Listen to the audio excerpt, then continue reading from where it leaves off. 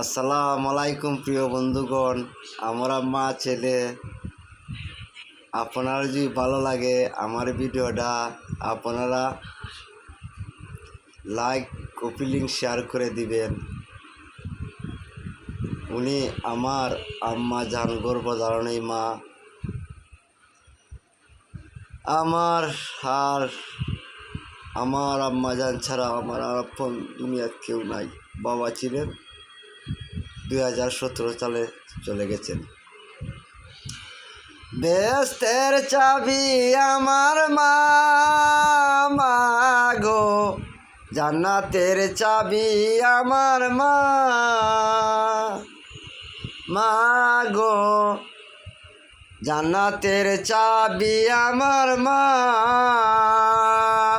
বেহেশতের চাবি আমার মা।